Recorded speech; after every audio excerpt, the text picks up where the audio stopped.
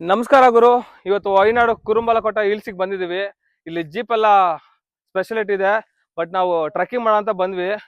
ನೋಡ್ಬೋದು ವ್ಯೂ ಮಾತ್ರ ಸೈಕ್ ಆಗಿದೆ. ಇಲ್ಲಿ ಇನ್ನು 700 ಮೀಟರ್ ಇದೆ ಮೇಲೆ ರೀಚ್ ಆಗೋಕ್ಕೆ ಡೆಸ್ಟಿನೇಷನ್ನು.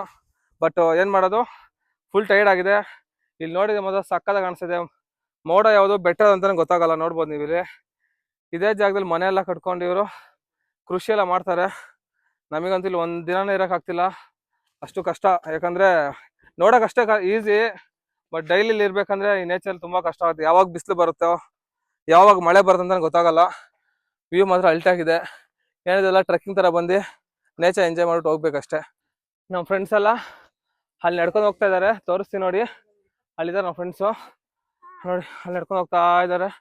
ಬಟ್ ನನಗಂತೂ ನಡೆಯಕ್ಕೆ ಆಗ್ತಿಲ್ಲ, ತುಂಬಾ ಕಷ್ಟ ಇದು. ಯಾಕಂದ್ರೆ ಆಲ್ಮೋಸ್ಟ್ ಕೆಳಗಿಂದ ಮೇಲೇನು ಒಂದು 2 ಕಿಲೋಮೀಟರ್ ಹತ್ರ ಮೇಲೆ ಇದೆ. ನಾವು ಟ್ರೆಕ್ಕಿಂಗ್ ಮಾಡೋಂತ ಸ್ಟಾರ್ಟ್ ಮಾಡಿದ್ವಿ, ಬಟ್ ಅನ್ಕೊಂಡಷ್ಟು ಈಸಿ ಇಲ್ಲ ಮೇಲೆ ಟ್ರೆಕ್ಕಿಂಗ್ ಮಾಡೋದು. ಫುಲ್ ಟೈರ್ಡ್ ಆಗೋಗ್ಬಿಟ್ಟಿದೆ. ಮೇಲೆ ಟ್ರೆಕ್ಕಿಂಗ್ ಹೋಗಕ್ಕೆ ಮುಂಚೆ 100 ಸಲ ಯೋಚನೆ ಮಾಡಬೇಕು.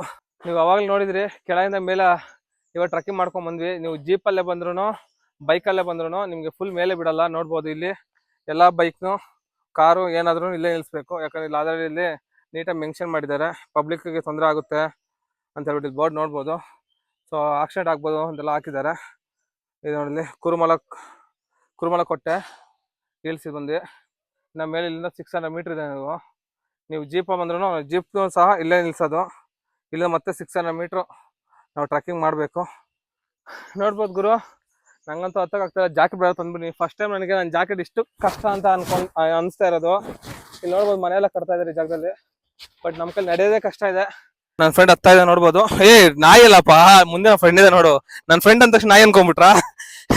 ನನ್ನ ಫ್ರೆಂಡ್ ಅದಕ್ಕೆಲ್ಲ ಕರೆಯಲ್ಲ, ಬಟ್ ಅವ್ನ ಫ್ರೆಂಡ್ ಅನ್ಸುತ್ತೆ ಆ ನಾಯಿ. ಅವನಿಂದನೇ ಹೋಗ್ತಾ ಇದೆ.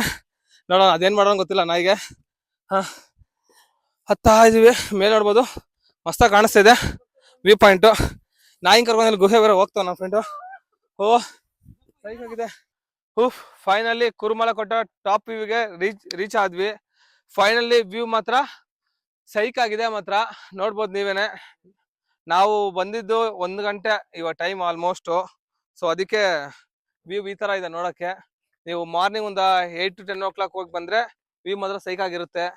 ನಾವು ಇಲ್ಲಿ ಟ್ರೆಕ್ಕಿಂಗ್ ಮಾಡ್ಕೊಂಡ್ ಬಂದ್ವಿ. ನೀವು ಜೀಪ್ ಸ್ಪೆಷಾಲಿಟಿ ಅಲ್ಲಿ ಇರುತ್ತೆ. ನೀವು ಜೀಪ್ ಆಗಿ ಬಂದ್ರೆ ಆಲ್ಮೋಸ್ಟ್ ಒಂದು 10 to 20 ಮಿನಿಟ್ಸ್ ಅಲ್ಲಿ ಬಂದ್ಬಿಡ್ತೀರಾ ಆರಾಮಾಗೆ. ನಾವು ಟ್ರೆಕ್ಕಿಂಗ್ ಮಾಡ್ಕೊಂಡ್ ವರ್ಷಲ್ಲಿ 1.5 or 2 hour ಆಗ್ಬಿಡುತ್ತೆ. ಸೊ ಅದಕ್ಕೆ ಈ ತರ ಆಯ್ತು. ಇಲ್ಲ ನಾವು ಒಂದು 11:30 ರೀಚ್ ಆಗ್ಬಿಡ್ತಿದ್ವಿ. ಇವಾಗ ಸ್ವಲ್ಪ ಬಿಸ್ಲಿದೆ, ಹಂಗಾಗಿ ಈ ತರ ಕಾಣಿಸ್ತದೆ ವ್ಯೂ. ಇನ್ನು ಫುಲ್ ವಿಡಿಯೋ ಮಾಡಂಗೆ ಆಗ್ತೀವಿ ನೋಡಿ.